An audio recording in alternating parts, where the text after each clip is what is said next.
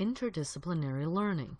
It's one of the top buzzwords in higher education today, yet for more than a century debates have raged about which discipline, sociology, psychology, economics, anthropology, best prepares students to understand the world around them. Interdisciplinary learning is valuable because it's about creating something new by crossing boundaries and thinking across them.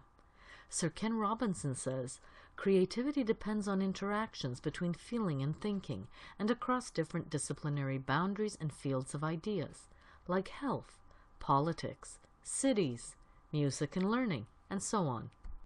But if I take an interdisciplinary approach, won't I just learn a little bit about everything and not much about anything? To study things in depth, you must combine existing subjects in non-traditional ways. What's more, the explosion of information on the web is questioning disciplinary boundaries like never before. Also, diversity matters in research. Simon Goldhill, director of the Cambridge Centre for Research in the Arts, Social Sciences and Humanities, has said that we have people who know more and more about less and less. Isn't that the definition of a PhD, he wonders? And in this intense specialization, we are prevented from seeing the forest for the trees. In fact, there is a lot of this going on. Recent analysis by Digital Science and King's College London for the 2014 Research Excellence Framework shows striking patterns of cross-disciplinary collaboration from 7,000 working studies around the world, as reflected in this map. Interdisciplinary teaching realizes these objectives by engaging students to develop knowledge, insights, problem-solving, self-confidence, self-efficacy, and a passion for learning. This kind of learning advances recognition of bias, critical thinking, tolerance of ambiguity, and appreciation of ethical concerns. The latest research in brain science has also shown that interdisciplinary learning allows us to understand our preconceptions of what is, and the framework by which we arrived at what is, and to move past these preconceptions by exposure to more and different facts and approaches, resulting in significant or profound learning. Where can we see significant learning happening? One example is Berkeley's Interdisciplinary Center for Healthy Workplaces, a hub for research and dialogue in such project areas as the brain and society, information society and culture, global health, education and human development, and energy and environmental challenges. What are some other projects that are typically both interdisciplinary and real-world? How about engineering, spacecraft technology, and marine studies, and also water management? In their annual report, the World Commission on Dams has said that through this process, a shared understanding and truth begin to emerge about the human need for water. How do teachers and instructors engage in and find support for interdisciplinary learning? Through training sessions to develop pedagogical approaches, such as team-based learning, inquiry-based learning, curriculum integration, authentic assessment, reflective questioning, creating real-world scenarios, problem-based learning, and flexible learning outcomes. How does the educator benefit from interdisciplinary learning?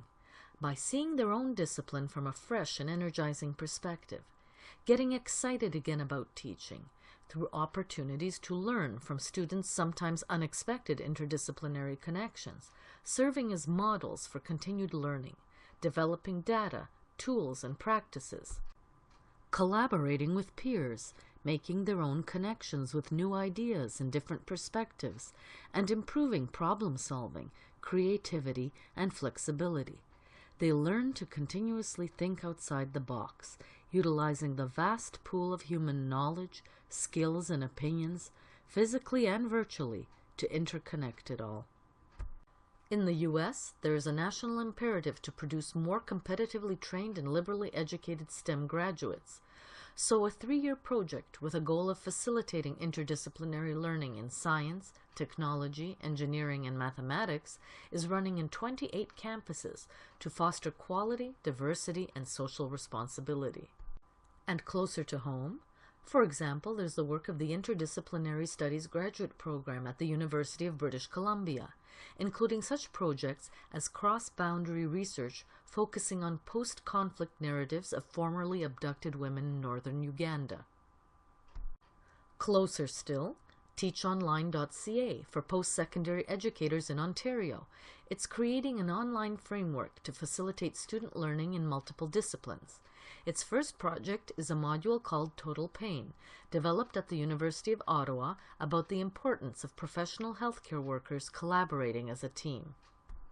How are we shaping tomorrow in our public education today?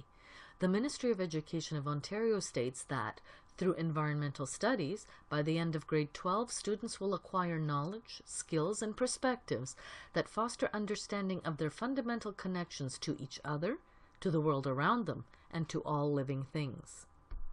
And in the workplace, the industry-partnered Collaborative Research Operating Grant provides funding for collaborative research projects between academia and Canadian industry using an integrated knowledge translation approach. Want to know more? Google the Canada Foundation for Innovation or initiate a collaboration of your own.